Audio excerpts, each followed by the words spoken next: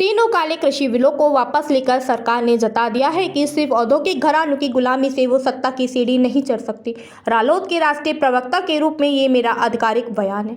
ये सरकार केवल तभी झुकती है जब इसे सत्ता से बेदखल होने का खतरा सताने लगता है, लेकिन किसान एक साल तक अपने सैकड़ों साथी की शहादत के बाद इसका कोई भी राजनीतिक फायदा भाजपा को नहीं लेने देगा। ये किसान के साथ साथ हमारे राष्ट्रीय लोक दल की जीत है, हमारे मुखिया जयंत चौधरी जी की जीत है और हर उस सच्चे हिंदुस्तानी की जीत है जो किसानों के पक्ष में खड़ा रहा। आखिरकार पीएम मोदी ने तीनों काले कृषक कानून बिलों को वापस लेकर ये जता दिया कि औद्योगिक घरानों की गुलामी से वो ज्यादा दिनों तक नहीं चल सकते। जब कुर्सी लगी खिसकने तो खैरात लगी बटने। अरे ये जीत है हम किसानों की, हमारे राष्ट्रीय लोकदल की, हमारे राष्ट्रीय मुखिया हमारे जयंत चौधरी जी की और उस सच्चे हिंदुस्तानी की जो किसानों के पक्ष में खड़ा रहा। और यदि भाजपा ये सोचती है कि यदि सैकड़ों अपने साथी किसानों की शहादत के बाद यदि वो इनका वोट हासिल कर सकती है तो ये असंभव है। ये सरकार सिर्फ विरोध की भाषा पहचानती है। जब उपचुनाव में हार हुई तो पेट्रोल डीजल की कीमतों में कुछ कमी करने लगे। यानी इस हिंदुस्तान की जनता को समझ लेना चाहिए कि जितना आप इसके खिलाफ वोट करोगे उतनी आपको राहत मिलेगी, उतना महंगाई पर अंकुश लगेगा। आज मैं राष्ट्रीय लोकदल की तरफ से इन तीनों कृषक कानून को जो वापस लेने के लिए इस देश की जनता के उस दबाव को बधाई देना चाहता हूं जिन्होंने मजबूर कर दिया उस शख्सियत को जो अहंकार में भरी हुई थी। और आज उन्होंने वापस लेकर यह जता दिया कि अब किसानों का ये विरोध निरंतर जारी रहेगा, उसके प्रकोप से आप बच नहीं पाएंगे।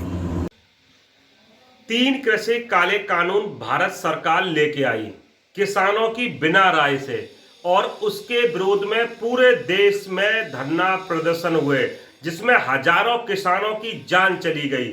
लेकिन किसान अपनी जिद पर अड़े रहे और गांधीवादी तरीके से आंदोलन किया। आज उसी का परिणाम है कि मोदी सरकार को झुकना पड़ा और तीनों कृषि कानून वापस लेने पड़े। यह एकता में शक्ति है और किसानों ने अपनी ताकत को दिखाया है कि आज़ादी की भी लड़ाई किसानों ने लड़ी और इस मोदी गवर्नमेंट के भी गुरूर को अगर तोड़ने का काम किया तो किसानों ने किया। जय हिंद, जय भारत, जय जवान, जय किसान। आज मोदी जी ने एक ऐतिहासिक फैसला लिया है, हम उसकी सराहना करते हैं। तीनों काले कृषि कानून वापस लिए हैं। भारतीय किसान यूनियन भानु का ऐलान था 21 नवंबर को लखनऊ में महापंचायत करने का।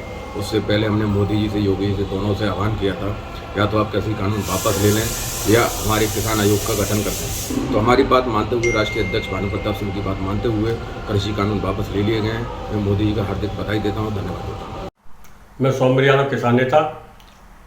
उत्तर प्रदेश में 2022 का चुनाव होने वाला है। देश के माननीय प्रधानमंत्री महोदय जी के द्वारा चुनाव के लिए खैरात बांटी जा रही है कि तीनों काले कानून वापस किए जाएंगे। लेकिन जो किसान आंदोलन एक साल से ज़्यादा समय होने जा रहा है, तो जो दिल्ली गाजीपुर बॉर्डर, चिल्ला बॉर्डर, सिंधु बॉर्डर पर चल रहा है, उसमें 700 से ज़्यादा किसान शहादत दे चुके हैं। उनका जिम्मेदार कौन है? कितनी माताओं बहनों के सिंदूर उजड़े, कितने बच्चों का साया उठा, इसकी जिम्मेदारी किसके ऊपर है? आखिर सरकार किसानों को लॉलीपॉप बांटना बंद कर दे, जो असलियत में है उस काम को करना शुरू करे। होम फर्नीचर एंड इंटीरियर 20 वर्षों से आपकी सेवा में। मथुरा का पहला सबसे बड़ा फर्नीचर शोरूम, जहां मिलती है आपको सभी प्रकार के स्लीप वेल के बेहतरीन गद्दे, डिजाइनर पर्दे, इंटीरियर डेकोरेशन के खूबसूरत आइटम, मॉड्यूलर किचन के साथ साथ ऑफिस फर्नीचर भी उपलब्ध। आज ही आए अपने पसंदीदा showroom home furniture and interior, Jain मंदिर के पास, हाईवे मथुरा।